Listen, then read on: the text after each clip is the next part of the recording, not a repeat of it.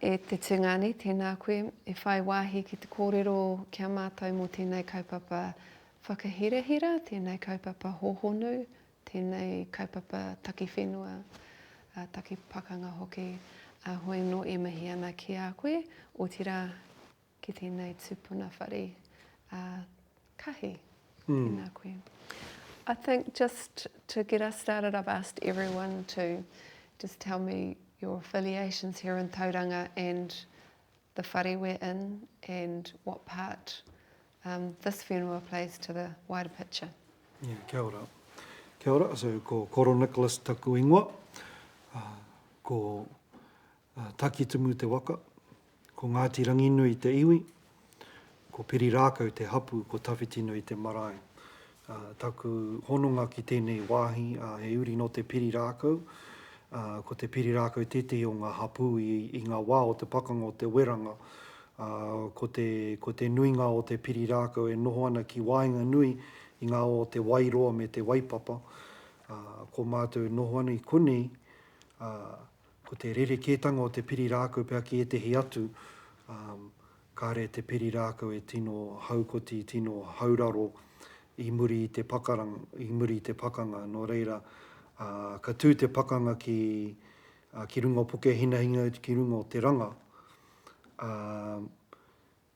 Kāre te pakanga i oti i reira, mo te Piri Rākau e haere tonu ana te pakanga, taino atu ki te weranga. So mo te Piri Rākau, ko mātou konei, e ki ana ko ngā morehu ēnei o te kore tuohu, rātou kāre i tuohu. I roto i ngā koro te rangi nei ka rongo ki e te o ngā tūpuna pēr, a Rāweri Tata, a Rātima, me o rāua kōrero e hāngai ana ki te tūhotanga o e te atu, iwi o te atu hapu, engari ko ngā iwi piri mai ki tēnei whenua, kāri i haere tonu te pakanga, i Wainganui a rātou. Yeah. Tauranga was a thriving commercial hub. What enterprises, what businesses were Māori involved in? So 1864, the āhuatanga of Tauranga Moana at that time is that up until 1863, commerce, relationships, the development of religion and conversion to different religious entities, that had been a predominant factor in the world of the relationships between Māori and Pakeha at the time. So coming up to 1863, everything is bright and chirpy and everyone's looking forward to a really good future as everyone's kind of working together.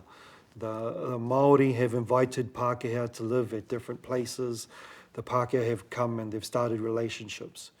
Now, as things progress in Auckland and Waikato throughout the 1863 and 1860 when Te Whero dies, and coming up into 1863 where tensions are starting to rise, and then July, in 1863 when Tāwhiao Matutaira puts the aukati at Mangatawhiri, and then July 1863 the aukati is crossed by the troops, that's when things start taking a turn. So that for Tauranga, even in Tauranga, not just for Waikato, but in Tauranga, we know of the aukati at Mangatawhiri, and we know that Tāwhiao has put his line in the sand there. And so for us as well, we know that Mangatawhiri is kind of like our line in the sand as well. So in 1863, in July, when that line is crossed and the invasion of Waikato begins, we know from then that the next crops that we're going to plant are crops that are going to be for pakanga. So we need to know that come August, come September, when we're tilling the grounds and getting the grounds ready, come October, when we're planting the kumara, we know that these kumara are going to be for whatever's happening in Waikato. So in 1863, we start making plans. The hapu are coming together, and we're congregating. One of the congregation points, one of the earliest congregation points, is up here behind us at Tawhiti Nui, where one of the first pā was built to cater to cannon fire and musket fire in Tauranga. So here at Tawhiti Nui, where we still have a contingent of Ngāti Haua staying with us over here, and so we're building this pa and we're designing it for cannon warfare. But the name Tawhiti Nui means a long way away, and so in the end nothing came here. So everyone's moving from Tawhiti Nui to Poteriwhi, which is a lot closer to town. So the hapu are starting to congregate, not only the hapu of Tauranga Moana, but allies down the coast, allies across the kaimais over in Ngāti Raukawa, Te Kaukaro o Pā Te Tere. They're also starting to congregate in their own circles, and some are coming over here as well. And so these congregation points are happening, and Poteriwhi coming into 1864 now. So Poteriwhi is where we have a large congregation of hapu, and part of those people that are there are, they call themselves the Catholics. And the Catholics, as well as having a strong determination towards their religious identity, the majority of Māori Catholics in Tauranga Moana also have a strong connection to the king. So in the late 1850s, Tauranga Moana came under the kingitanga, and we're very staunch to the king. Tauranga was a thriving commercial hub at the time. What enterprises, what businesses were Māori involved in? Coming up to the 1860s, commerce is big. Being a port place, well, the port is still developing in Tauranga, but the export market is quite big here. So we're exporting flax, we're exporting spuds and pigs and kumara, mostly going to Auckland, from Auckland to Sydney. But by the 1860s, or by the 1850s, 1860s, a lot of the hapu in Tauranga have their own ships. So they are doing their own kind of commercial transactions.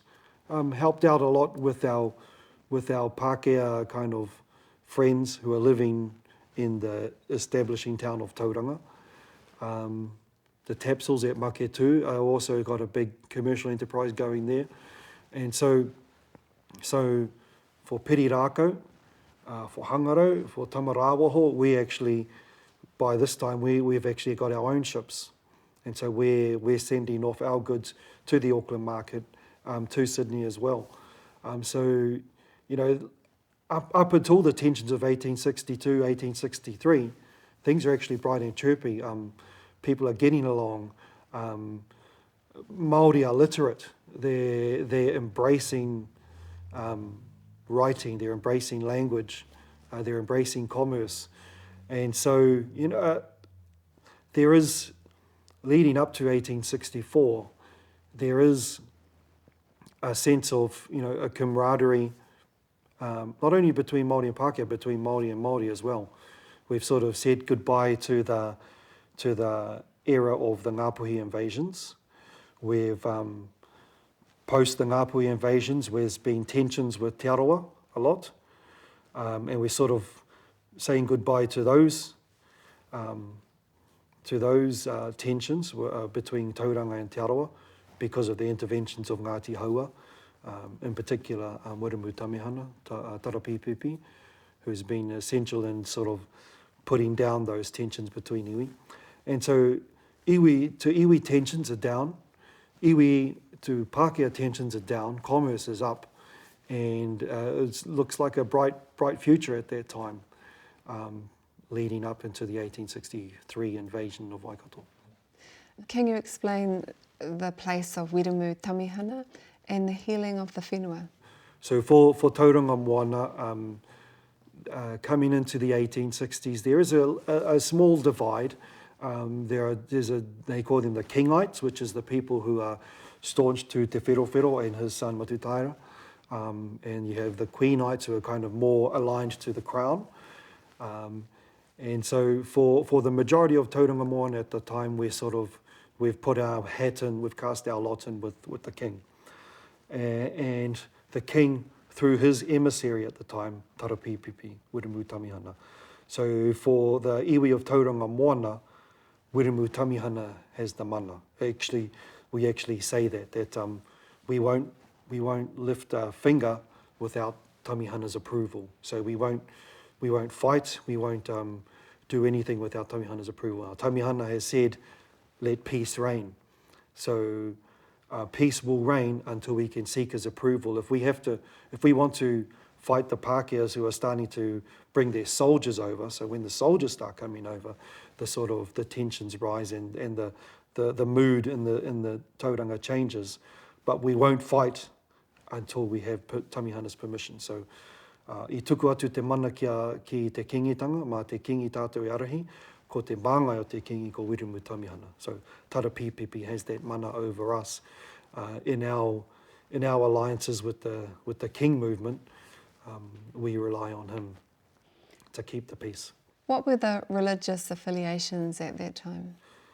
Coming into the 1840s, we have the Pakeha coming over with their religion, and for Tauranga, the dominant religions at the time, we're getting in the Catholics through the French. The French connections are marrying in.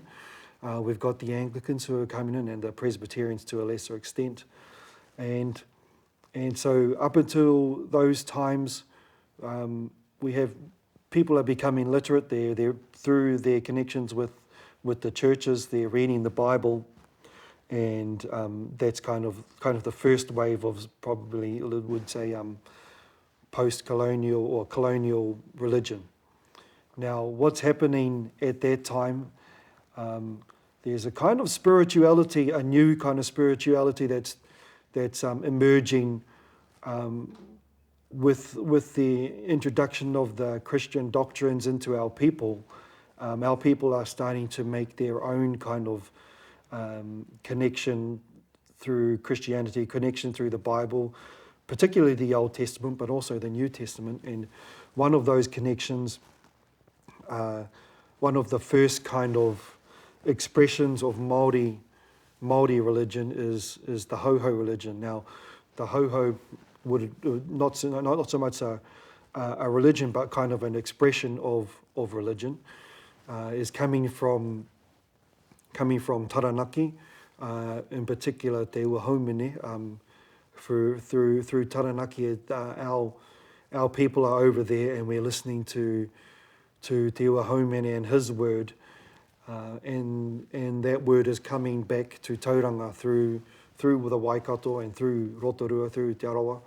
Our people are coming back. Te Haumene himself never came back to Tauranga, but our people did, and they brought the kind of ho-ho, we could call it like the ho-ho flavour. Now, the ho-ho flavour, the ho-ho movement is quite different to our religious experience up to this point. So the ho-ho are coming, and they're bringing the new, the po new, and one of those po is over at Te Kaukauroa Pā Te Tere, Te po o Motai, and so that becomes a particular congregation point between the Tauranga tribes and the Waikato tribes under the ho-ho movement over at Motai, over at Kuranui, with the po o Motai. And then you see in the 1860s that different villages, firstly in the Kaimai villages, so we call them our kāinga, so those aren't pātu wata, those are villages where we're planting our gardens. They're undefended, they're just kāinga. But you're seeing in the kāinga that the new po are starting to pop up, and ho-hoism is coming in. Introduced a lot of that is attributed to Tupaia, who has been over, and he's brought back a lot of that kind of kōrero. And the ho-ho religion, the ho-ho movement is gaining a lot of traction. But you've got to realise that at that time, things are still religion is still kind of new in its present context. Christianity is kind of new, so the soil is not long turned over, so it's still kind of soft. So it's able to adapt. It's able to easily bring in new seeds to be planted.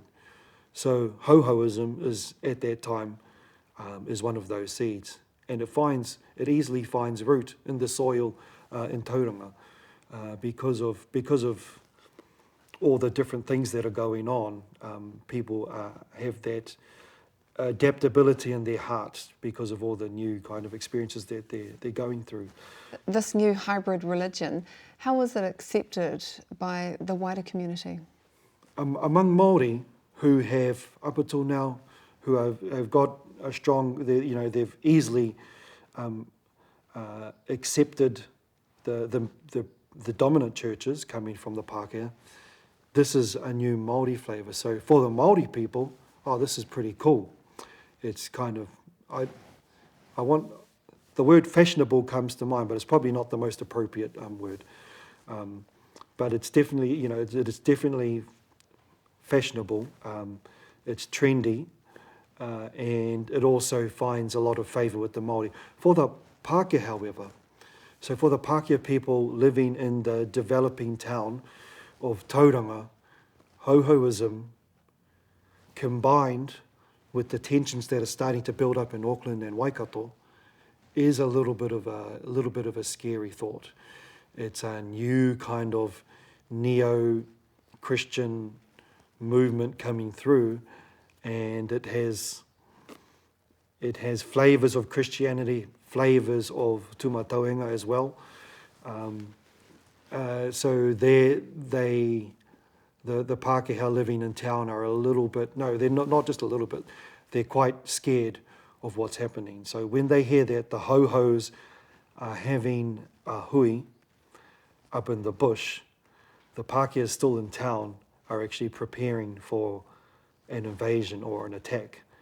And you could see in the papers at the time that one day there was a hui up at Wauku, and the ho-hos called it, and suddenly all the Māoris in town are gone, and it's just Pakehas walking around town, and they are scared. They're scared shitless about what's going to happen. They think that there's an impending invasion.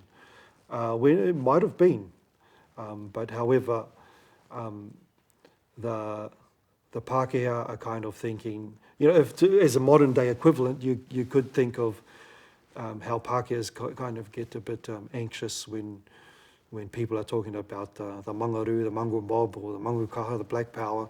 You see Pakehas get really anxious about things when those kind of tensions are happening. When for Māoris, it's just the kazis, we kind of know them, and we look at them kind of differently. But that kind of comparison, that kind of analogy can be used in for people to see what it would be like in a modern day context, possibly. So the ho-hos are the new gang. They've just come in the last couple of years. They do some, from an external point of view, some crazy things. They work themselves up into a frenzy. They dance around the pou. They have fire, and at the end of their karakia, they're all on the ground, writhing.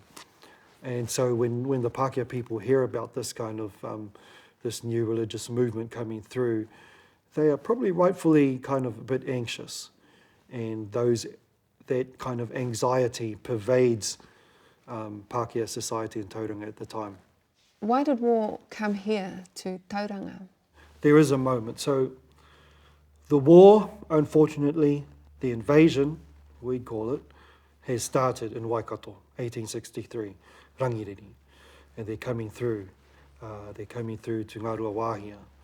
And so we know that the Waikato are feeling it, and we as Tauranga who have, within the last 10 years, dedicated ourselves to the King movement, we are feeling it as well. So we're planting our crops. We're getting ready for an invasion. And so the leaders in Tauranga are talking about, okay, firstly, we need to support what's happening over in Waikato. We're sending our kai over, we're smoking our fish, we're drying out, we're doing our pāwhara, drying out the fish, drying out the pippies, and we're sending them over. That's all we can do now. In the medium to long term, what's it going to look like? Obviously, Waikato are having a hard time. What we need to do is we need to take out some of that pressure off our king, some of that pressure off our kin in Waikato. So we start building our pā so that we can invite the Pakeha to come over here. So invitations are start to go out from here, the Māori still living in Tauranga, through our Māori that we're sending over to Waikato, and hopefully getting a message across the lines to the Pakeha that, hey, come to Tauranga, come and have a fight over here. So we build a pā at Tawhitinui. And we do our best so that it's designed so that it's a pā that's for cannon and for musket warfare. It's the first time we've ever done something like that in Tauranga. Tawhitinui is too far away. The correspondence that we're coming back, and I'm not sure whether it's actually written letters or whether it's just mouth to the Pakeha, they're saying, why should we go to Tawhitinui? It's got no strategic value to us. It's 30 k's out of town. Nobody cares. So we move our pā to Poteriwhi, which is a lot closer to town. We build a pā there, and then we send another invite. Come to Tauranga, come and fight us here.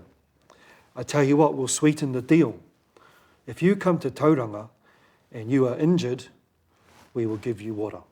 And if you ask for something to eat, we will give you something to eat. How about that? Now will you come? Poteriwhi is still not close enough. It's still, strategically speaking, the Pakeha at the time say, well, why should we go and fight you at Poteriwhi? It's out of our way. You've got a clear advantage. We don't need to fight you at Poteriwhi. So in 1864, in April, we start building Pukehinahina. And Pukehinahina is within farting distance, is real close. Pukehinahina is, you can see the township from Pukehinahina. So we're building Pukehinahina, we're sending out the invite as well. In March of 1864, invites go out again. Come to Pukehinahina. Come and fight us on the 1st of April. Unfortunately, the Pakeha had something else aligned for the 1st of April, and that was at Orako, after the massacre at Rangiauhia. And so Rangiauhia has happened, Orako is imminently going to happen. We want them to come to Pukehinahina. So we've invited them at least 3 times. By the time of Poteriwhi and Pukehinahina, we've got written evidence of these invites to come. We're trying to tell them, come here. Take some of the pressure off from our perspective. We're taking the pressure off our Waikato allies, our kin. And not only that, we want to gain some of that mana as well. Because at the time, mana is, through ngā kawa o tūmatoenga, mana is still a thing. So we're trying to help our kin in Waikato, however we can. We've tried to sweeten the deal as much as we can. If you're injured and you run into a church or run into sacred ground, you're safe. If you fall and your gun is facing away from us, you're safe. So we're trying to make it a lot more easier for them to get here. Our stories is that we're opening a road as well to make it easier for you to get from your warships in town to Pukehinahina. So we're clearing the path for you. Come and fight us. And unfortunately, before that message got across, the massacre happened at Rangiauhia and Orako happened as well. So that's what's happening in 1864. Eventually, we get our war, we get our battle, and that's Pukehinahina. And then Pukehinahina was good. We move on to Te Ranga for the next one. Who were the rangatira? Describe the rangatira at Pukehinahina.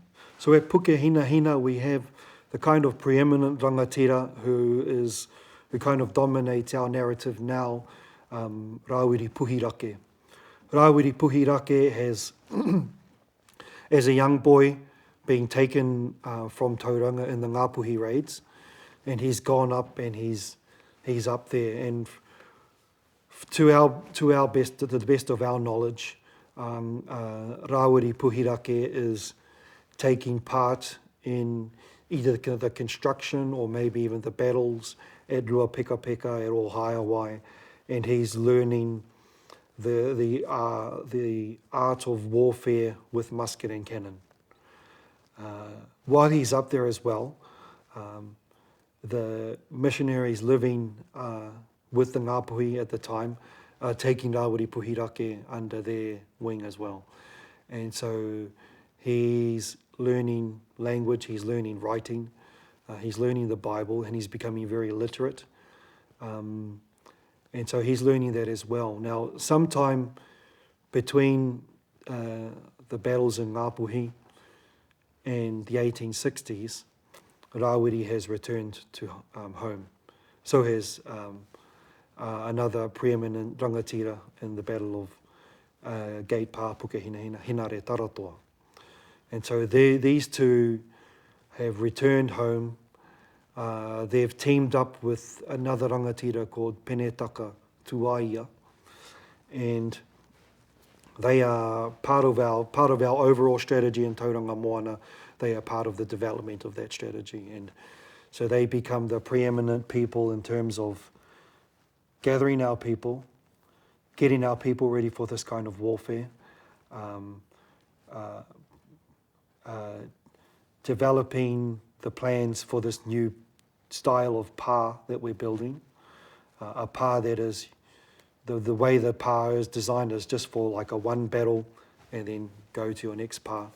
So that's kind of the new way of doing things. Have a battle and then go back to your next fort. Much like what they're doing in Waikato. The pa aren't designed to hold your ground for months and months and under siege, but really to have a good battle and then to restructure, resupply, and then have another battle at another place. So these three men in particular, in 1864, you have Rawiri Puhirake, you have Hinare Taratoa, and Penetaka Tuaia. They sort of, they dominate our narratives of what's happening in those times in terms of getting the people ready, in terms of getting our pa ready, and getting ready for this big battle that we're planning. Who made up the fighting force at Pukehinahina? Yeah, so what we do know is that the people who fought at Pukehinahina, we do know that a lot of them came from here. A lot of them also came from other iwi as well, to be a part of that. Waikato, Koheriki, to name a few, they're coming through. But what failed to make it into the narrative is that there's also a huge contingent who didn't make it to Pukehinahina, who were on their way here, but they were blocked at Maketu by Te Arawa. And so, you know, by all accounts, it could have been 120, it could have been 200 defenders of Pukehinahina, but it could have been also a lot more than that. So that kind of conversation doesn't really make it into the narrative that Ngāti Porou, Te Whānau Apanui, Whakatohea, they want to get here, but they were blocked by Te Arawa at Maketu, big battle down at Kaukauroa. And so they were on their way to help Tauranga in particular, and then go over to Waikato and help as well. So we had the physical presence of the people who were at Pukehinahina, but there was a lot of people that actually wanted to but couldn't make it here. Was Te Arawa acting on behalf of the Crown, or was there other reasons? That is a good question, because we know that in order for a taua to go through the rohe, someone else's rohe, if they're usually under, ngā kawa o tūmā tauenga, if that taua encounters anyone on the way, on Te Arawa tū, then they sort of have to go through te kaua o tūmataunga with that encounter. Whether Te Arawa is operating solely for the Crown, we know that the Crown is definitely encouraging Te Arawa to stop the Eastern menace coming to Tauranga. There's definitely evidence of the Crown encouraging Te Arawa, but you can't speak for Te Arawa. They may be doing it for the Crown, or they may be doing it for their own mana, to stop this war party transgressing and crossing over their lines. We have our perspective on what Te Arawa was doing, but we can't speak for Te Arawa. So whether or not Te Arawa is stopping the eastern tribes because of ngā kaua o tūmataunga, or whether Te Arawa is stopping the eastern tribes because of their relationships, their strong relationships with the Crown at the time, only Te Arawa can answer that. But we have our opinions. At what level were women involved in the fight? For us in modern day Aotearoa and post-colonial Aotearoa, a good thing for us to divest ourselves of is the kind of our interpretations of what could be deemed a patriarchal kind of dominance in Māori society. And in the 1860s, even 20, 30 years after the first colonials are getting here, women are still dominating a lot of our leadership positions, even 30 years after the colonials, the British got here. So we have women who are leading men into battle, and that's a fact. And while not highly celebrated in the intervening period between 1860s and now, definitely in the narratives at the time, and it's starting to come back now, is that women were taking a major role in these battles, leading men, leading the charge, and one woman in particular sort of dominates a lot of the kōrero in the 1860s, and that woman is Heni Te Kirikaramu, is what a lot of the Tauranga tribes know her as. Jane Foley, some people say. She's popping up in a lot of battles, and she's taking a lead role. And she's not the only woman, but she's definitely one of the leading women in the narratives at the time. And I must say that for her to, in the 1860s, women are still taking a major role in battles.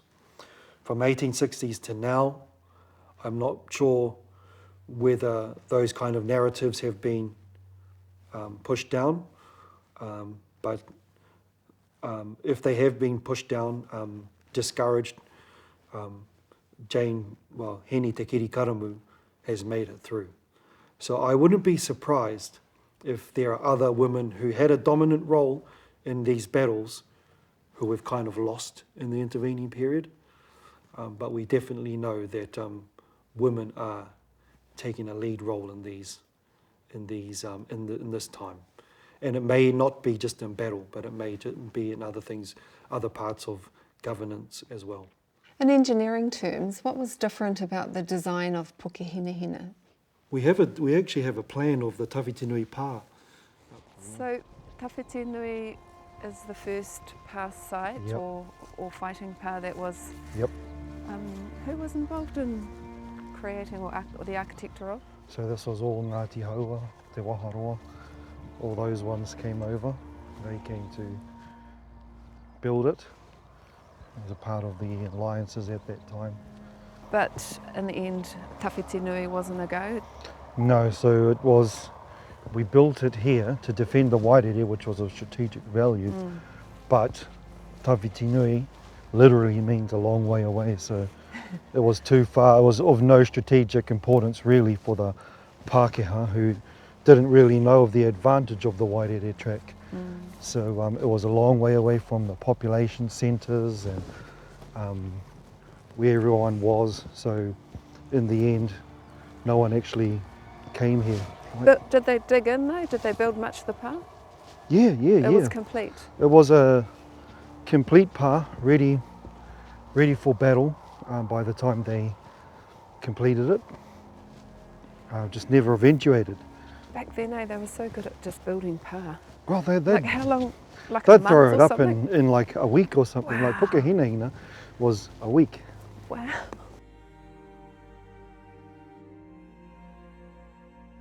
You can really see why you would choose a place like this. It's 360. Waikato behind us. Where would, you know, the colonial troops come on their boats? Where would they be?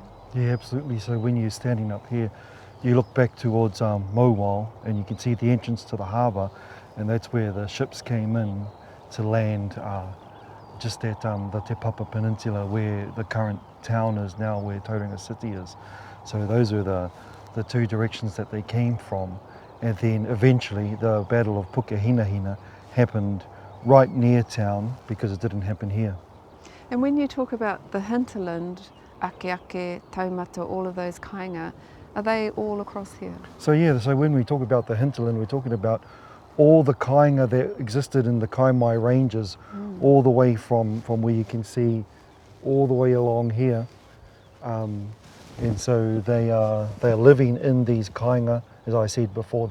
They're not pa, they're not defended, but they're up in the hills, away from where the major trade routes are and where the major pa sites are built. And that's throughout the Kaimai ranges. And then you have, of course, the connection over to Waikato through the Wairere tract, Te Arawa Wairere, and that's connecting all our kind of economic base to the economic base of Tainui. But in the end, this pa site wasn't to be used because it was tawhiti, Yes. nui. Yeah. And so Yeah. what would have happened next? A new pa was... So this was built specifically to defend the Wairere track. It was found that it was not of strategic value to the Pakeha. So we moved inland toward the city where it is now, eventually out to Poterifi by the Wairoa River, where we prepared. But Poterifi again was a bit too far, so that's why we went further inland toward the main town centre and built our pa at Pukehinahina. So what's happening is that these guys have come back from Ngāpuhi, and they're directing the people to build the trenches in this way, and it's quite different to what we're used to, fighting with other iwi, with other hapu, and the nature of the pa we're building now. The trenches, the maiororo, are a lot deeper. The kaupapa, the kind of the kaupapa behind the pa is that these are built for battles, not as forts, not as places to live in under a siege type situation. So every pa also has an escape route, and Pukehinahina was one of those as well. So Pukehinahina, by its design, has a main pa, but it also has a long trench going to an escape route as well, and then a secondary pa at the end of that trench. So these rangatira at the time, they are not only building new pa, but they're also thinking of what the battle may look like. But they're not only thinking of what the battle may look like, they're also thinking of how to encourage people to come and fight this battle. But they're not only just thinking that, they're also thinking about the logistics of such. When can we best have this battle so that we can still go and pull out the kumara? Because you can have a battle in kumara season at your own peril. Because if you're fighting battles when the kumara need to be dug out, guess who's going to eat those kumara? The rats. So we need to have it in such a way that yep, we can have this battle. It's got to also fit in with the Pakeha's timeline as well. So we know that in April, we're getting ready to dig our kumara out, if you haven't already done it. But this is also when the tensions are at their highest, at Rangiauhia. So we're trying to determine, we've got to all work this all in, this battle that we want, with our kumara as well. And not long after the kumara, our pumpkin are ready to pull as well. So these rangatira at the time, including the wahine, these rangatira have got a lot to think about when we're kind of strategizing. Yes, we want this battle, but we've also got this, and this to do as well. Our wahine and our kaumātua and our tamariki, the ones that aren't going to take place in the battle, we need to make sure that they're in their right places. So we have these kāinga up in the kaimai that are specifically for the people who aren't going to partake in the battle. So they have to be fed. The logistics of that operation has to go on at the same time. So there's a lot of logistics involved in having a battle, especially when you have when that battle hasn't been forced on you. You have the advantage of being able to do a little bit more strategy behind the logistics of how that battle will operate, which is different to, is kind of different to what happened at Rangiriri. What was the strategy behind abandoning the pā? So we know that March, April is a crucial time, especially for kumara. After Pukehinahina, it's now April the 29th. The kumara should be out of the ground. If it's not out of the ground, your hapu is in a bit of trouble for that winter. So if you haven't already done it, these people need to go back. They need to, because as well as being soldiers, as well as being warriors, they're fathers, they're gardeners, they're farmers. They've just come from a huge period of immense commercial activity. They've been harvesting their gardens and all that. So as well as the battles that are going on, someone does need to tend to the crops. Someone does need to gather the tuna heke at the time. So there is a disbursement after Pukehinahina, with the intent that the next battle will be hopefully in June or hopefully in July, where things are actually, it's a lot better time to have a battle because there's not much else going on in terms of the garden, and there's not too much happening in the moana. So the maramataka is kind of behind their minds all the time. What's happening in the taiao as well as what's happening with te hunga tangata. So, that kind of logistic exercise is a big part of the battle narrative that we actually don't really talk about much. We talk about the 61st Infantry coming from Crimea and all that, but we don't actually talk about what's happening in the villages, what's happening with our crops and things like that, and what's happening in the backs of the mines while these battles are happening. So following Pukehinahina, they possibly went and harvested, and you said that they were probably hoping for Te Ranga to take place in July. Yeah. But what did happen next? So what's happened in 1864 after Pukehinahina, people have gone back, have done whatever they need to do in their kāinga, and then now we're all coming back and congregating at Te Ranga.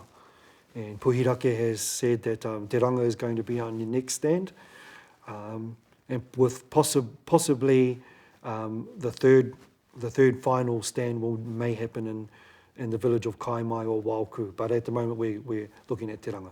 Te Ranga will happen in July, maybe August. So we need to go back to our villages, go back to our kāinga, and then come back to Te Ranga in maybe May or early June, so we can start the fortifications of Te Ranga. Te Ranga, like Pukehinahina, is also another strategic place on the top of a plateau that sort of crosses across the plateau and sort of blocks the way between another ara between Tauranga and Waikato. So that's where Te Ranga is. Now, Te Ranga, we're starting to build our fortifications at Te Ranga. And during the construction of Te Ranga, we've got tamariki there, we've got wahine there, we've got people there who are not intending on taking part in the fight. They're just there to help, with the logistics, what we were talking about before. The people need to be fed.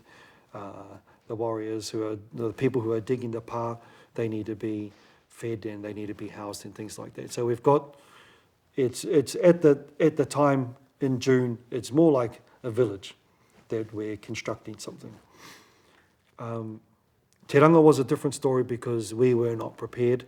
The battle was kind of forced on us, and different to... Who was at Te Ranga? Because it was smaller, and why did not everyone go? Yes, so unlike Pukehinahina, where we kind of had a little bit more space to organise, Te Ranga was not. So at Te Ranga, we've got mostly local hapu here.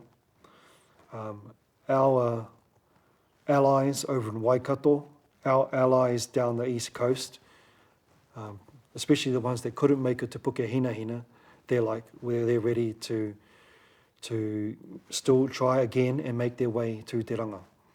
And so, the kōrero was put out and people are making their way. Because it was kind of more like a surprise attack, battle was forced upon us, a lot of our allies couldn't make it. So from our accounts, it's smaller in terms of our preparedness. It's smaller in terms of the number of warriors we have. But a lot of our local warriors, Rawiri, Puhirake in particular, found their demise at Te Ranga. The ones that made it through Pukehinahina died at Te Ranga. Very few of the ones who fought at Pukehinahina actually made it out of Te Ranga in the ensuing retreat after that battle. Rawiri Puhirake had survived so much by the time he got to Te Ranga. It doesn't really make sense that he would meet his demise there. On the eve of the Battle of Pukehinahina, I think Uncle Des might have talked about the Pakehas are sitting at the elms, they're sitting at their dinner table, and there's like seven high officers having their dinner, and then on the 28th, and then after the battle on the 29th, there's only one officer left at that table. So the Pakeha have, by all measures, have suffered a grievous loss. And to go with that loss is mana, or whatever Pakeha call mana. So they are out for revenge. They want their own form of utu. And so Rawiri Puhirake is the one who is kind of on the ramparts at Pukehinahina go, gau te mana warere, and he's really visual and he's really audible at Pukehinahina. And so the Pakehas have seen his leadership. They're out to get Rawiri. This is a bit of revenge, and they want to take the opportunity to claw back some of their own mana, and that's what happens at Te Ranga. So at Te Ranga, a lot of the rifles are looking for a particular target, and Rawiri Puhirake is that target. Can you talk us through Te Ranga? Yeah, so Te Ranga, the Battle of Te Ranga, we're hoping that we'll have the same level of chivalry as what was seen at Pukehinahina. And by our accounts, we put up a good fight. And so we're hoping to have another good fight at Te Ranga. So we expect that the same rules will apply at Te Ranga. Now, unfortunately, and we don't know who made the call, but we're not trying to hide the fact that we're building fortifications at Te Ranga. It's not that far from Pukehinahina, so we're not trying to hide that we're building a pā here. It's not a sneak attack. So we're kind of hoping that the Pakeha are sort of going to hold on to that code of conduct that we adhered to at Pukehinahina. So we're looking to have another good fight, if you can use that term, at Te Ranga. So we're building our pā and we're going to get ready for this good fight with our hoa riri, with our friends in war. And so by the time of Pukehinahina and Te Ranga, our men, our people have been fighting in Waikato. They know some of these Pakeha by face because they've seen them in the battle lines before. What's happening at Pukehinahina is they're kind of playing with each other, as well as fighting each other and trying to knock each other off. They're actually seeing their mates that they saw last week at Orako. They're seeing these same mates, these hoa riri, in the trenches on the other side. Some of our stories is that they're yelling out, "Hey, duck!" and then bang. So they don't get shot in the head. So we kind of, if you can say there's a kind of rapport between the Māori and the Pakeha that are fighting on these front lines. We're hoping that rapport, that code of conduct, that chivalry, that's the new modus operandi of warfare. Unfortunately, that doesn't happen at Te Ranga. So Te Ranga is like more of an ambush. We don't refer to Te Ranga as a battle. We refer to it as a parekura, as a massacre, because of the way war was conducted at Te Ranga. So it was a totally different kind of experience to what we'd set down in Pukehinahina. This was, we were expecting that this was the new kind of warfare. We're just here to do what we need to do. But Te Ranga was more like a revenge, more like a hot-headed, from our perspective, a hot-headed revenge. We need to claw back some of our mana, and we're after this guy who took that from us. That's what's happening from a Pakeha perspective. That's what we think. And so Te Ranga, we didn't get very much warning that the Pakeha were coming. So we started our preparations to get the people who need to go back up to Taumata village, back up to Ake, back up to Whare Tangata, back up to Omanawa, these places of refuge, these kāinga up in the hills. So we've started to get these people out, but we're still only in the middle of doing that. So we see that the Pakeha are coming in the mid-morning, and so it's a very quick turnaround. So the massacre is occurring. It's basically a line of warriors trying to hold off the advancing Pakeha while the rest of the whānau are trying to retreat back into our kāinga. What's also happened at Te Ranga is that there's desecration of bodies. From our accounts, we know that some of the dead bodies were mutilated. Some of the bodies of the dead, their taonga were taken from them, and there was a lot of kind of desecration with the dead that happened after Te Ranga. And if you try to think of what's happening in the mind of those people who are desecrating these deceased, it kind of shows that the psychology has changed between Pukehinahina and Te Ranga of what's happening. At Pukehinahina, we're going out in the middle of pitched battle to give water to the soldiers. We're soothing them, we're talking to them, we're helping them. That's not happening at Te Ranga. So something psychologically has happened, and whether the commands from the top-ranking officials have changed to the soldiers, or whether the soldiers themselves have taken on a new approach, something has changed in the spirit of battle. So Te Arawa too has also changed from our perspective, that the honour has gone. Why is it perceived as a parekura, a massacre? Yeah, it's a good question, because so the way we look at it, the parekura, the massacre, is because it was a massacre predominantly because a lot of the rangatira at the time were taken. We lost a lot of those. Well, in particular, Rawiri Puhirake, we lost him at that battle. So his demise, his death, was a massacre just in and of itself because of the mana that he carried in terms of being able to help bring together all the disparate iwi and hapu of Tauranga and beyond. So that in and of itself is a massacre, the loss of Rawiri Puhirake. But also, we refer to it as a massacre just because of the way it happened. So we thought we'd laid out a better way to have battle. We thought we'd kind of established these hoariri, these friends in battle.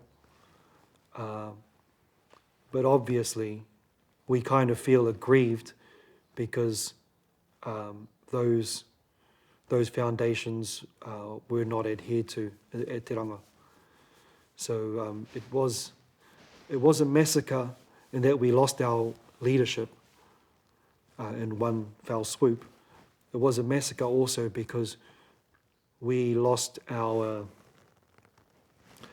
I want to use the word camaraderie, but when you're, we're definitely enemies, but there is a sense of camaraderie between enemies, and that's gone as well.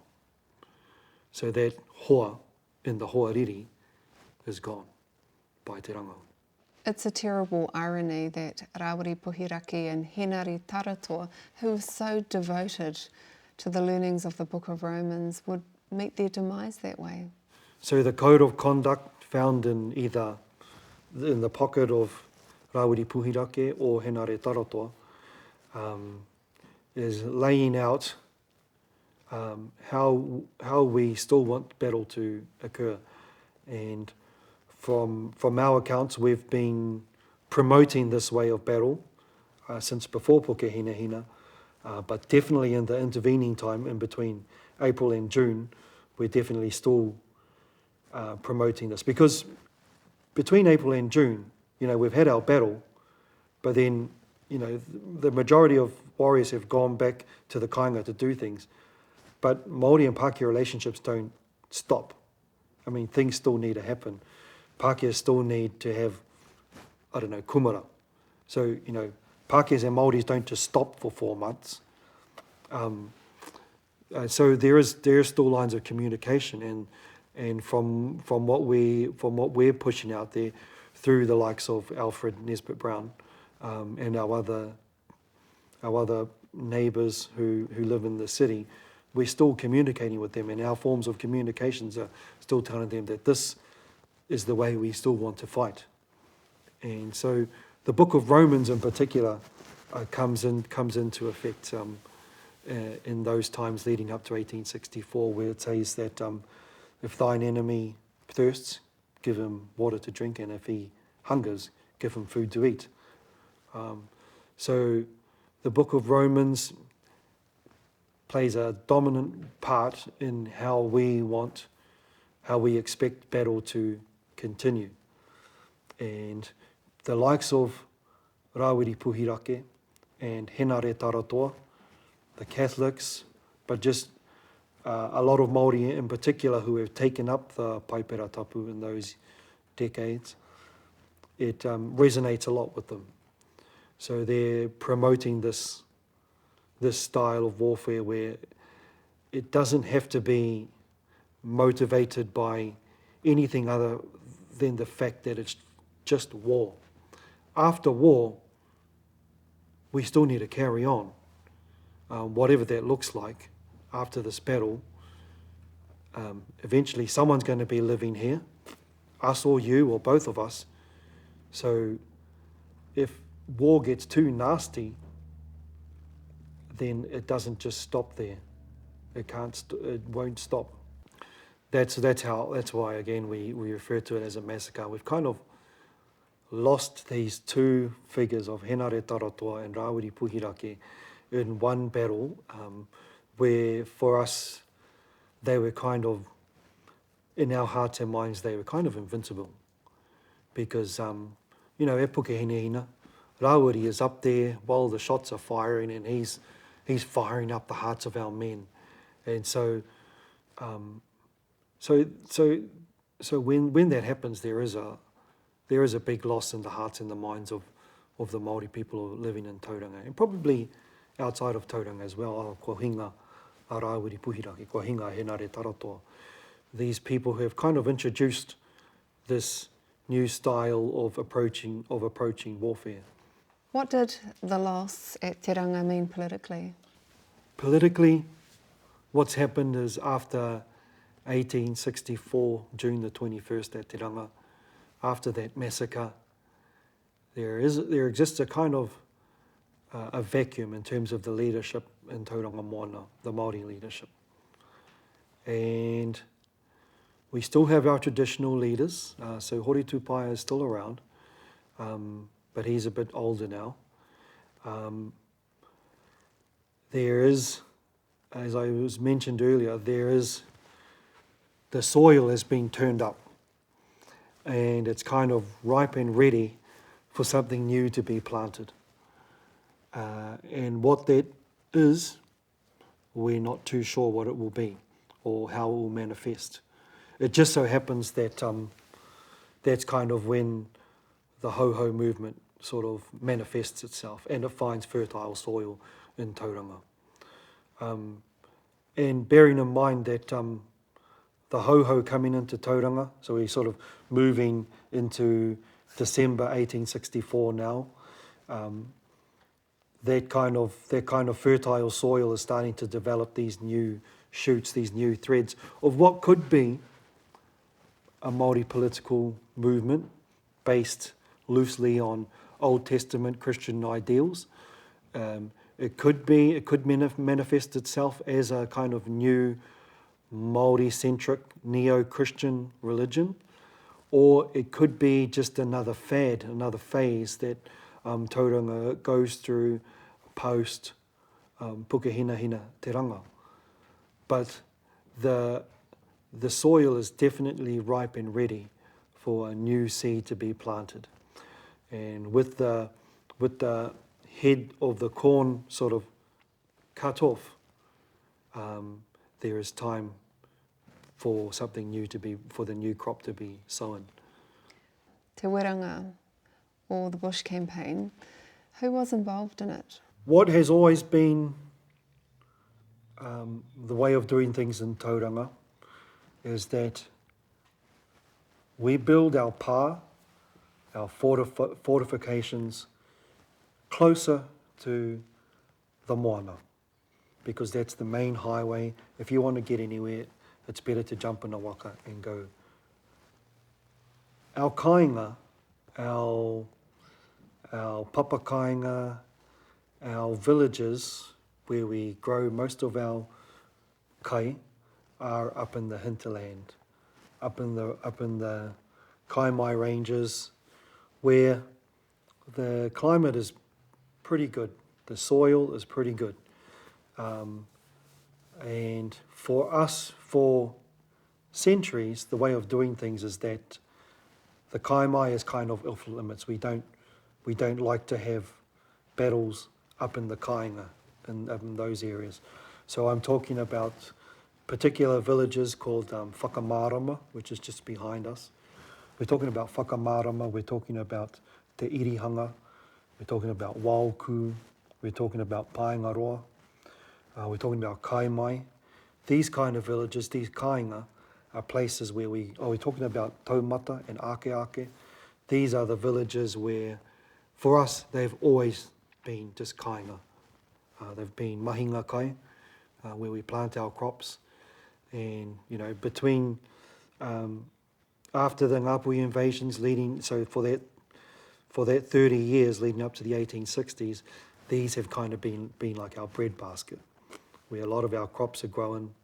We can feed ourselves, feed our neighbours, and then sell the rest into the Auckland market or Sydney.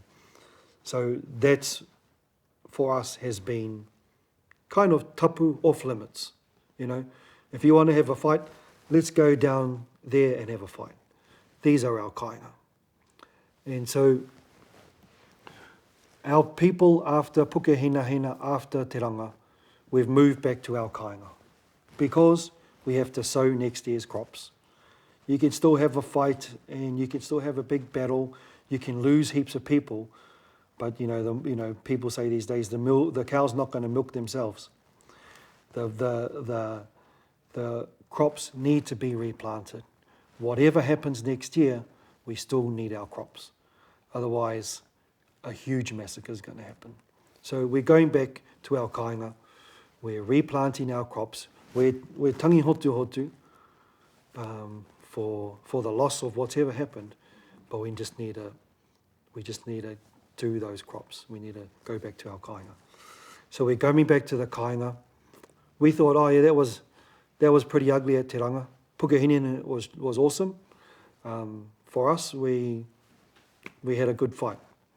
So we're just going to go back to our kāinga, replant our crops, and then come back and whatever's next, whether we're going to come back next season, have another fight, or whether we're going to come back and do our summer things down by the Moana, whatever.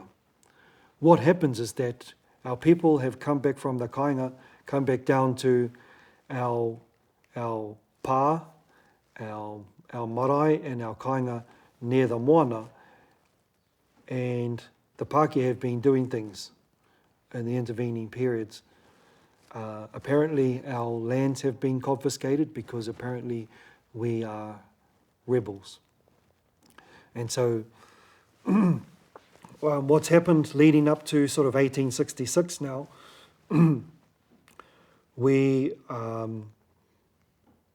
our people, something politically is changing in the Pakeha side of things, but probably also in the Māori, in our kāinga. The lands are starting to be confiscated.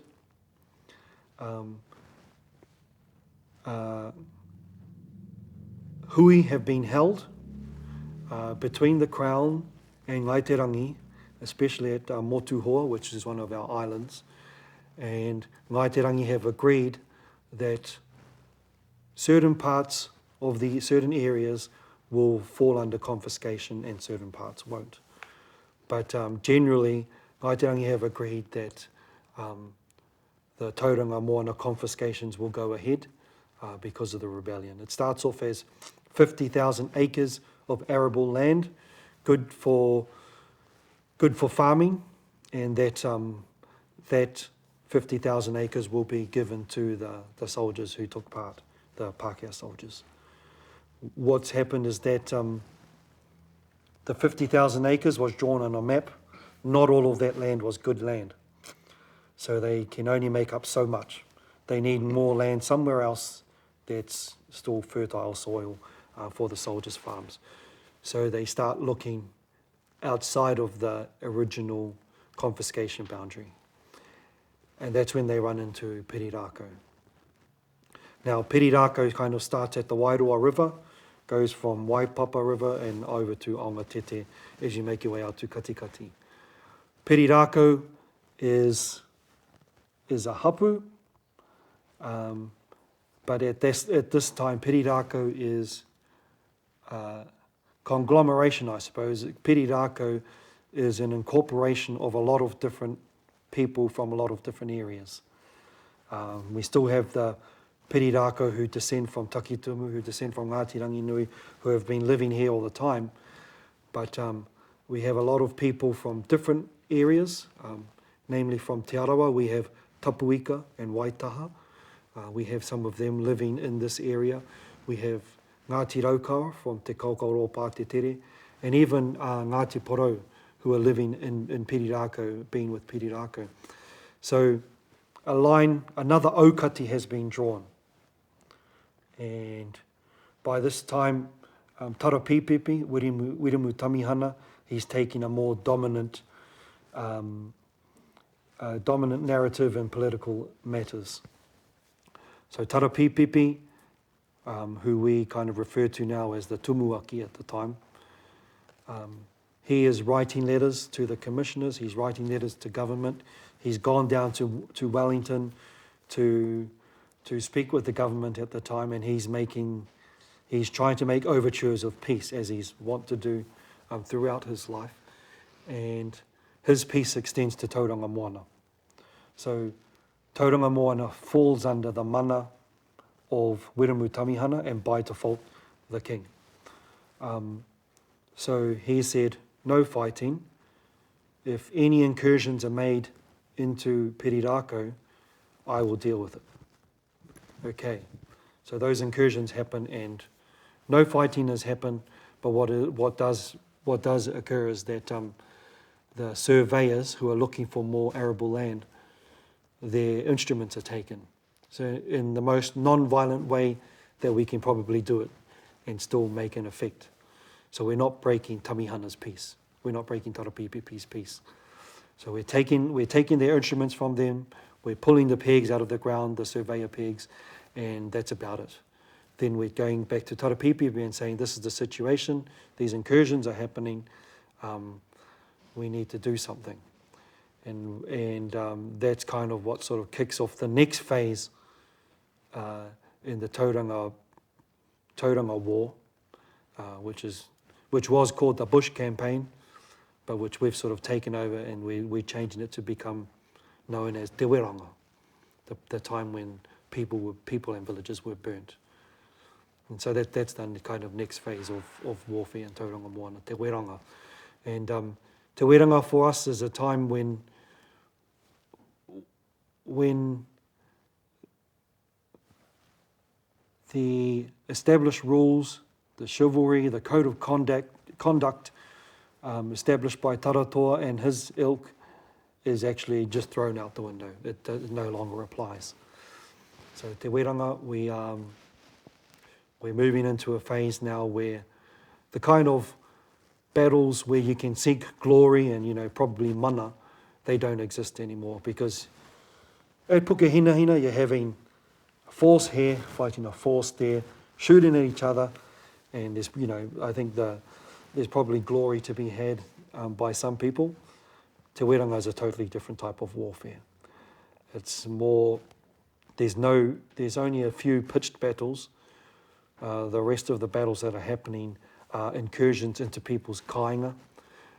And if you wanted to make a modern day equivalent, you could probably think of the dawn raids in South Auckland to start with.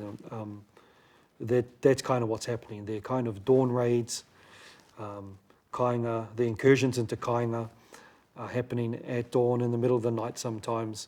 And what happens inside those kāinga before people are killed is probably a lot of the mamai that is handed down. And some of that mamai is so severe that the kind of intergenerational trauma that still exists means that we don't like to pass on a lot of that kōrero to the next generation because of how much it hurts. So a lot of the detail of what happens during Te Ranga is kind of lost into the emotional spectrum. What isn't lost is the magnitude of the emotion that our people felt and still feel these days because of what occurred in the Tauranga Bush Campaign, Te Ranga. At Pukehinahina, you're dealing with lieutenant colonels of colonial armies and stuff. At Te Ranga, who were the perpetrators? In the early stages of Te Ranga, in 1866 and early 1867, we have the first Waikato militia who are dominating the fighting. And they're coming over, and it's more like the pitched battles that you can think of in the earlier 1860s, where two sides are kind of pitched in battle, shooting at each other. And that's the Waikato militia. But what happens later on in Te Ranga is that because it's not really Te Ranga, the Tauranga Bush campaign, Te Ranga, is not an official rebellion. So in 1864, 1863, you know, the Crown was saying, these guys rebelled, so we've got a reason to go and take them out. 1867 is different. The government hasn't properly sanctioned what's going on. So in order for them to carry out Te Ranga, the Tauranga Bush campaign, they have to take on the services of non-governmental people, people who officially won't go on the government's books. Enter Te Arawa, who up until this point have had really good, strong relationships with the Crown. Their future prospects, because of their relationships with the Crown, are looking good.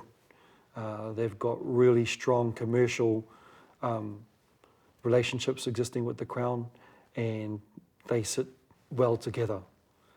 And so, you know, particular sections of Te Arawa are starting to come.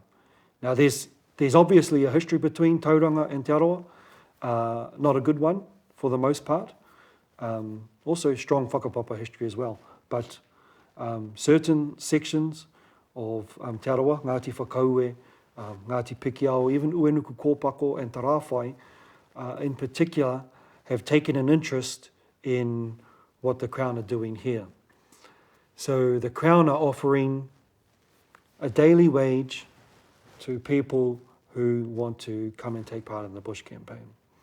The first Waikato militia are not the best at bush warfare. They're not the best at this kind of warfare that people are looking at doing. So they engage the services of these Te Arawa mercenaries, who later on became known as the Te Arawa Flying Column. And because these people of Ngāti Pikiao are really good at what they do, they know the bush. A lot of this bush that the campaign is in sort of borders their rohe as well, so they are quite familiar with the bush. So the Mayor brothers, William and Gilbert, they have a strong relationship with Te Arawa, and they're leaning on that relationship to bring some of those comrades forward into Te Ranga. And so what the Te Arawa mercenaries are able to do is they can do things that people in uniform can't do. And so bearing in mind that for centuries, Tauranga and Te Arawa have been off and on in terms of our fighting. So there could be some utu involved. There could be some opportunity involved. What Te Arawa were thinking at the time, we don't know, but we know from our end that they were very effective at what they were doing. And what they were doing is incursions into our kāinga, which they knew was off limits. They were conducting these dawn raids, sometimes night raids. They knew, because of our whakapapa kinship connections and our long relationships, they knew where the soft underbelly of Tauranga Moana was, and particular points in that soft underbelly. So they knew where, if you would poke, the blood would come. And during the time of Te Ranga, the blood came. And it came a lot more than what happened in Pukehinahina and Te Ranga. So the blood on the hands of these mercenaries is often the blood of children and the women who wouldn't take part in battles, and elderly. And that's when the details sort of become a bit more emotive. The details that we do have, when you get right down to the nitty-gritty details, those details are mostly passed on through the journals and the diaries of the soldiers that took part in talking about the Mayor brothers and the various other soldiers that took part of the militia. The details that are passed down to us regard land loss, regard te hika o te wahine, o te tamaiti, o te tamariki anoki. So I don't even know what the Pakeha word is. When our people are abused in bad ways.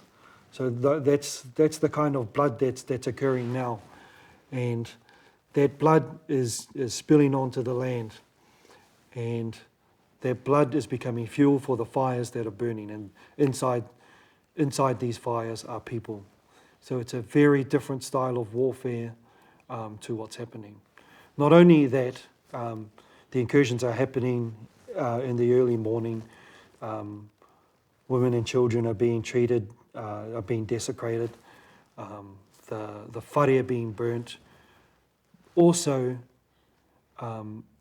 what really starts to have a major effect on our psychology is that they're destroying our crops. So even if we have people who survive the desecration of the bodies, we have people who may survive the burning of our kāinga, what's going to happen next year, next autumn, next summer? We're going to still die. The people who survived this massacre, who survived this tragedy, the future is still black for them. So it's quite a complete turn in terms of the style of warfare, of what's happening. Even if you make it out of this burning house and you might last through the winter, your future is still uncertain. So Te Ranga is that style of warfare. It brings a real deep emotional impact that still lasts to this day.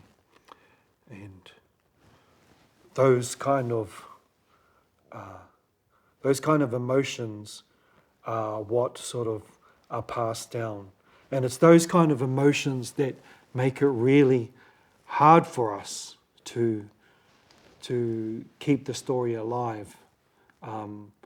But we know that it must stay alive because it's really important. And for Perirako, it's become a part of our identity. And it can weigh you down or it can uplift you. So those times are a time when, no matter these incursions into our kāinga and the desecration of our people, we have new leaders coming through. We have a person called Rawiri Tata, who spoke to the commissioners at the time, and Rawiri Tata said, "I will not surrender to you, neither for my rebellion or for your money."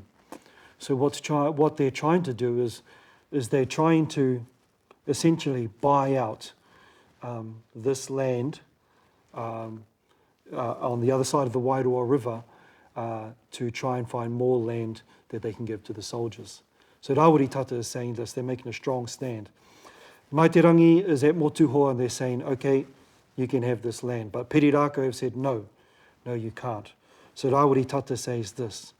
And then another leader that's come through, and both these leaders are at Pukehinahina, Rātima, he stands up and says, at one of the pacification huis is what they're calling it, pacification hui, where we're trying to pacify the locals.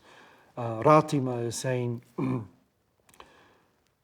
I will push you back to the shores from whence you came.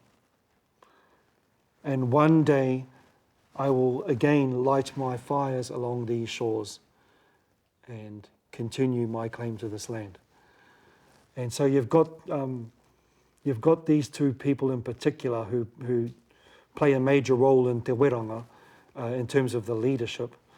And they're coming back with real strong kōrero for our people to follow. We're saying that no matter how much shit we have to go through in Te Ranga, we will still never surrender. And so that kind of, for us of now, that with all that emotional baggage, we still have these people who are like beacons of shining light to say, hold on, we are a strong people, and that strength needs to pervade these next generations. And so what we have now is that our hapu, our kapahaka is called ngā morehu o te kore tuohu, the survivors of those who never surrendered. And so, as I was talking about before, people are getting mutilated, desecrated, crops are getting burnt, whares are being burnt as well. There is no future. But what happens is that we don't surrender. We held on to who we are. We held on to whatever scraps we could, and we pulled through. And we're still here. And so that era of Te Ranga, as terrible as it was a toll on our people, we've sort of changed the narrative now to say that we are those people. We are the people, the survivors of those people who never surrendered. And that's our catch cry. And when we go into the Tauranga Moana, Tauranga Tangata Festival that happens every 2 years, we still take that name with us. Ngā morehu o te kore tuohu, the survivors of those who never surrendered. And it becomes an inspiration for our rangatahi, not only for our rangatahi, for our kaumātua as well, when things are just really heavy, when situations these days are really heavy, we know that we come from these people who faced insurmountable odds, but they just held on to their guns, they held on to who they were, and they maintained that. They came through. And so that's who we are now. So Te Ranga, that's kind of what happened. We are facing, let's go back to Te Arawa just a little bit. We are facing these mercenaries from Te Arawa, predominantly Ngāti Pikiao, but they're coming in, as well as having close kinship relations, we have a long history of fighting each other and not liking each other. The dumb thing is that Whakaue and Pikiao are also fighting against their own real close kin in Tapuika and Waitaha. And so the furthest kind of village where Te Ranga happened was a village called Kenana, and Kenana, the old word for Kenana is muri wharau, and that Kenana is another word for Canaan. And the dominant leader there was Hakaraya, and he's from Waitaha and from Tapuika. And so those are another Te Arawa iwi who have a stronger connection, kinship connection to Tauranga Moana.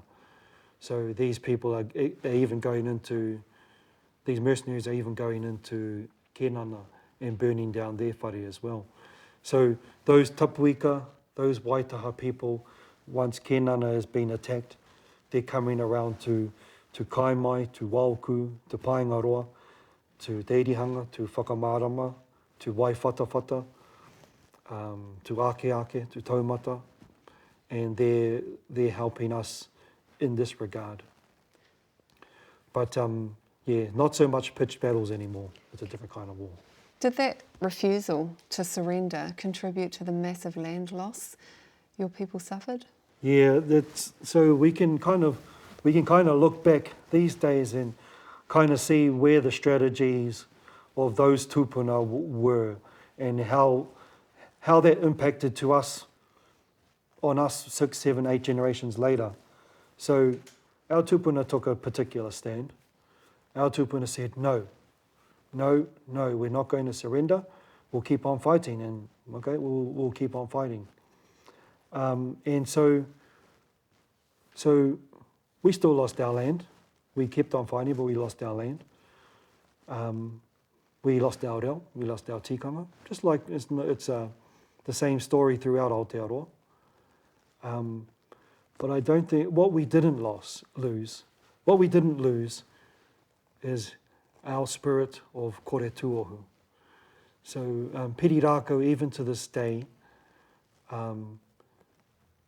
we still consider ourselves to be someone that doesn't surrender.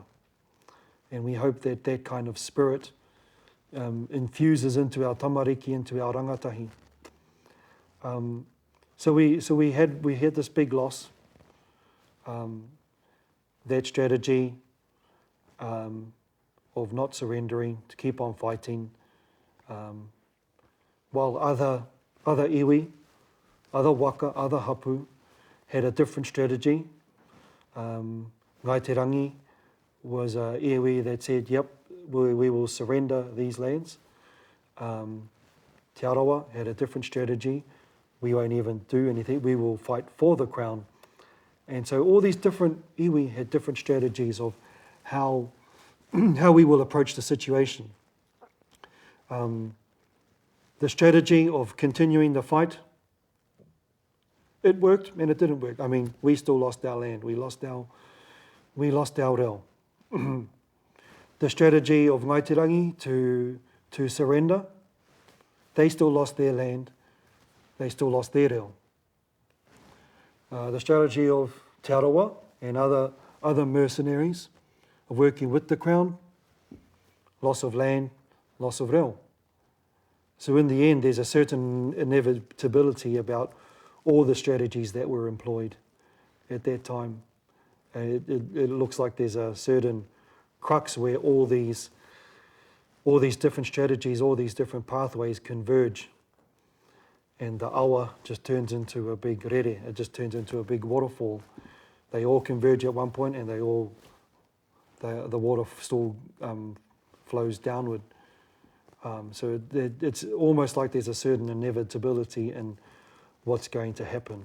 What were the specifics of the attacks, the desecration of Te Ranga? So Te Ranga is different in how battle is conducted. Okay, so at Pukehinahina you have a code of conduct. You have an inevitable situation where you know that two forces are aligning themselves to converge on the field of battle. For Te Ranga, our kāinga were never our field of battle. And for the most part, during Te Ranga, most of our kāinga, when it starts happening in our kāinga, when the battle is happening in our kāinga, things are different. Often often whare would be entered into, sometimes in the middle of the night, sometimes in the dead of morning, and people will be sort of taken forcefully. What that looks like is the rape of women, possibly children, we don't know. But also a similar situation to what you had in Rangiao here is that people are being burnt inside their whare. So the tone, the ethos of battle is changed forever. When people surrender, they are still being bayoneted. As people run outside their whare, they are still being bayoneted. People who are surrendering, people who are running away, are still being shot. And you know, it's a different form of battle. The chivalry is, by all means, by this time it's gone. The code of conduct no longer exists. Te Ranga has, I'm not going to say it went up a level, it went down 3 levels in terms of how the battles occur. And so the severity of this style of warfare is they want it to be a complete and utter annihilation. this isn't a battle to see who wins. This is an annihilation of a people, trying to be a complete and utter annihilation. When you're taking out the children and the women, when you're destroying the crops and burning the whare, there is a definite undertone behind that. And while it's not reflected in any of the letters or any of the correspondence that still exists, if you read between the lines, you're seeing that the focus of this campaign of Te Ranga is trying to annihilate a people once and for all. And who better to do it with than the tribe that has been trying to fight these people for a long time. So, well, we don't feel particularly aggrieved that Te Arawa was employed, because, you know, for a long time we've been fighting Te Arawa, and Te Arawa probably just taking this opportunity to continue that fight, maybe to find a final resolution to this generations old fight happening between Tauranga and Te Arawa. We're not particularly aggrieved that Te Arawa in particular were the ones that were employed. We were aggrieved about the nature of how it happened. And that is the trauma, the way it happened, that's the trauma that exists within us. And so that trauma is kind of what's hidden a lot of our details, hidden a lot of our narratives. But definitely the emotion still carries on. What's the relationship like today between your people and Ngaitirangi?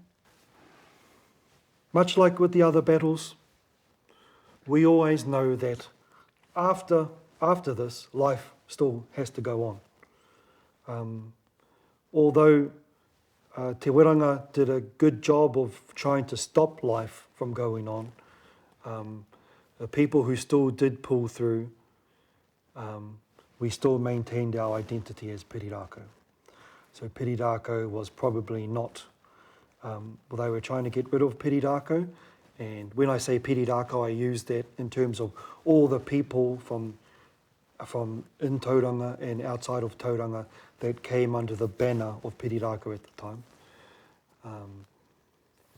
That particular people weren't annihilated. So the people that did make it through Te Ranga passed on that legacy. Now, what happens between Ngaitirangi and the hapu of Ngāti Ranginui after this is that, as usually what happens after most battles, even intertribal battles, is that we find time to make up with one another, and that make up usually happens with marriages, because you can't always be in a state of tūmatawenga, because then you go out of balance and you lose your noa. You start going tapu. So if you stay in tūmatawenga for too long, you can't do things like everyday things. You have to come back. You have to go through Te Arawa tū, and then you have to come back to noa. You have to come back to rongo. And so we'd been walking with tūmatawenga for a long time at this point. And we can't carry on taking Te Arawa tū with our close relations of Ngaitirangi. So we start working together again. We hold on to the knowledge of what's occurred, and we try to set up marriages that make sure that it won't occur again. Bearing in mind that the big fight is not with Ngaitirangi. Ngaitirangi are always our siblings. A different style of approach to the aftermath of war, they would surrender and Pirirako wouldn't. With Te Arawa,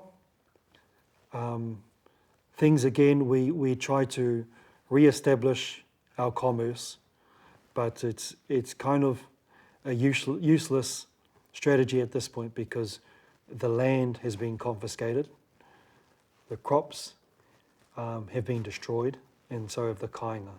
So it's a very slow regeneration of our crops and our kāinga. We never make it back to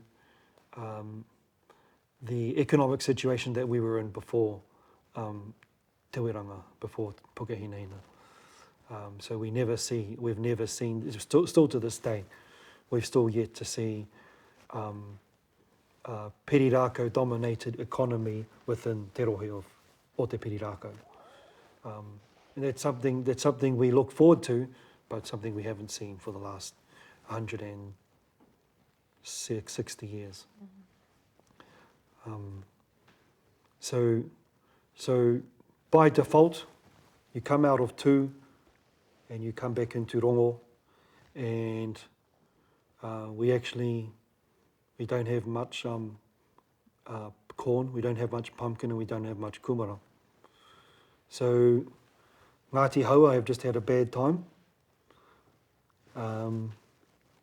We can turn to Hauraki, we can turn to Te Arawa to help us in the recovery.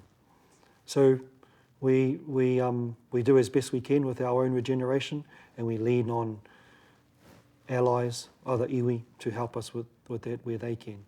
And we also lean on the Pakeha who didn't take part in those battles. So we try to re-establish ourselves as an economy, as a powerhouse again, but we never actually see that occur again. Following those campaigns, what was the relationship between Perirako and the Crown like? Relationship with the Crown after 1867 was dominated by a series of pacification hui held mainly at Motuhoa, which is an island in the middle of the Moana. Why Motuhoa? Because it's kind of a central place. It can be kind of like a neutral place. So the Crown in particular, Commissioner Mackay, is calling these series of pacification huis with Perirako. Well, he's trying to get Perirako to attend, but Perirako won't. But Ngai Te Rangi are there, and they're sort of dominating the narrative. So the Crown-Maori relationships in Tauranga Moana are at an all-time low from the Perirako perspective, but on the mend for other iwi, other hapu in Tauranga Moana. But we also know that the beast of the Crown is one that you can't hide from. So we need to be making ways of interacting with the Crown that won't jeopardize our survivability. So we still maintain our aukati on the Wairoa, but of course the Te Puna kati purchase occurs in that intervening time, which by all means was a shit deal. And whether it was properly transacted or not is another story. But the Te Puna kati purchase allows the Crown to come into the northern part of Tauranga Moana and start making their incursions into the land here. The Crown relationship with Perirako is that we kind of maintain that from Wairoa north is still our land, and you still have no kind of jurisdiction, no authority on this particular part of land. In late 1866, Wiremu Tamihana dies, and so that's just before like the main incursions of Te Ranga, and so we're kind of a little bit leaderless in that regard. So Tarapipipi is gone, our mouthpiece to the Crown is gone, so we need to kind of establish other māngai, other mouthpieces with the Crown to fill in the void that Tarapipipi has left. So We are writing letters back and forth to the Commissioner, Mackay. But the nature of those letters is pretty similar throughout the 1860s. We won't surrender. Do not come, do not bring your measuring tools until the Ngāi Te Rangi conducts the Te Puna Katikati purchase. What are the consequences of those wars on the people of Pirirako? Pirirako identity is built on the fact that modern Pirirako identity is built on the fact that there were a group of tūpuna at a specific time that never surrendered. And so they have given us this ohaki, this geese that says we should follow with that kind of attitude to life. So for our Pirirako rangatahi of today,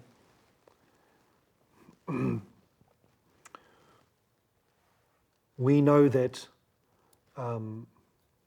that they want to have a strong identity in who they are. They are asking for more information about their history. They're asking for more mana in terms of the development of their own identity. They want more cohesion as a people, not just as a Pirirako people, but our interactions with all rangatahi throughout Tauranga Moana primarily, and then outside of Tauranga Moana as well. So our identity is kind of based upon this particular point in time where these people just didn't surrender, no matter how bad the odds were. And so if there is a spirit of, if there's an intergenerational spirit, we hope that that spirit has the colours of committal to an ideal where you don't have to take it another person's way.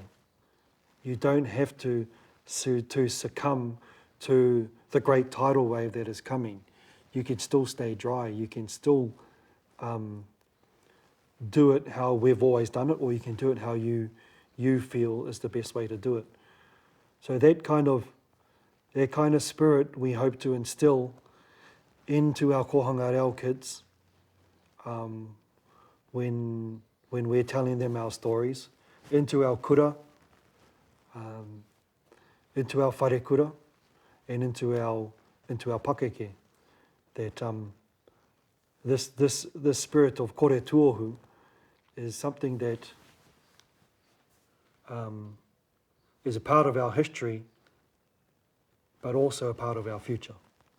Keeping communications was a critical part of the battle strategy. How was that achieved? Yeah, so one of the most important ara, the most important huarahi or tracks between Tauranga and Waikato, so keeping our communications alive with each other, not only that, keeping our commerce and keeping our relationships alive, is the track behind our marae at Tawhitinui here, called Te Arawa Wairere. And so from the Waikato side, from Matamata, you can see the Wairere Falls, and that's kind of where the track came through. It's all right to share that information now. And that was a really important highway between Tauranga and Waikato to keep our connections alive. And so from Tauranga to Waikato, our people are going back and forward. We're taking kumara, we're bringing back whatever, we're bringing back some of the injured to help them. We're taking ika and kaimoana over as well. And so we're keeping that connection alive throughout the war. And so Te Arawa Wairere is a major highway. Te Arawa Wairere is being utilised by our warriors as well. So our warriors are going to Rangiriri through this track and fighting there. Now, when it comes to, goes through to Rangiaohia and Ōrākau, and our warriors from Ōrākau are able to get back on foot from Ōrākau back over to here in, you know, in a day. And so the soldiers who jump on their horses and then come over to Tauranga, or, you know, come down go up to the ship and then come down, they are seeing the same guys who they just fought, you know, last week. They're seeing these same guys who have beat them back to Tauranga. So, you know, our communications, we can go mā te aroa Wairere and get communications back and forward in a day, go there and back. Whereas it'll take, you know, it could take 3, 4, 5 days on a horseback to get over the kaimais if you don't know the proper way. And so these Te Arawa Wairere is probably one of the main ones, but there are other ways of crossing over the kaimais and keeping those relations with our whanaunga in Te Kaukaro Pātitere, Ngāti Raukawa, and in Waikato Tainui. So Te Arawa Wairere is a track that dominates the lines of communication between Tauranga and Waikato, and particularly for this marae tawhiti nui, that is one of the reasons why we built one of the first pā, the first modern pā here in Tauranga, is to protect that track, Te Arawa Wairere. Yeah.